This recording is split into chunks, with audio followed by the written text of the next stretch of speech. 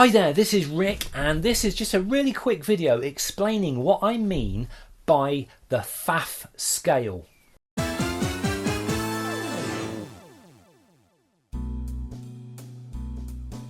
Okay, the Faff scale.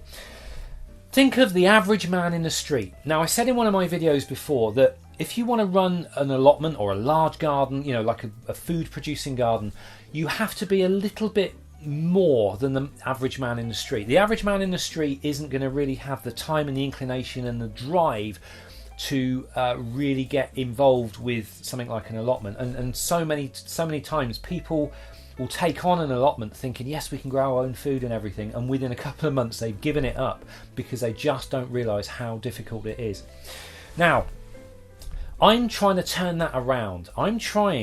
My philosophy this year is going to be based around the average man in the street being able to grow his own food. We're talking about the average Joe who works all week, values his free time and doesn't want to spend a lifetime tending a garden. But he does want to run a garden to ensure he can provide good food for his family, but his life is going to be tempered by what I've termed the Faff scale. Okay, he doesn't want to faff around. He doesn't want to do all this fancy weird stuff. He doesn't want to spend his entire life gathering materials and making things work. He just wants to get it done simply and straightforwardly, and that is going to be my theme throughout this year of running my allotment. Now, the Faff scale, it's based on how easy or difficult it is going to be to do something. Okay, now you're going to be taking into account things like a combination of the time it's going to take, the cost, the research involved in order to make something happen, the ease of its implementation, and whether you've got to constantly monitor it and maintain it, and whether that's going to be an ongoing thing.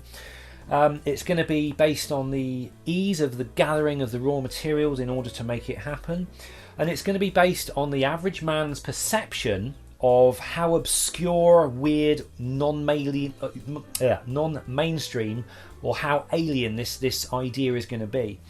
And the man in the street is going to shy away from anything that's a bit sort of wacky and out there.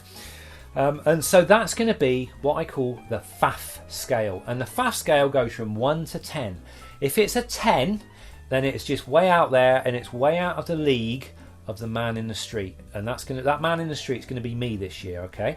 So my cut-off point is going to be 5, all right? If it's got a Faff factor of 5, then I'll try it sort of slightly reluctantly, but if it's got a Faff factor of 6, then I probably won't bother with it. Okay, so and then obviously anything below 5 is good. So that's basically what the Faff scale is, and that's basically going to be the principle on which I'm going to be running my allotment this year. So that's it for this video. This was just a brief explanation of the Faff scale, and I hope it was useful to someone, and I'm going to be referring people to this video if ever they ask me what the Faff scale is. Okay, that's it. Thanks for watching. Have a great rest of the day. I will see you in the next video. Take care.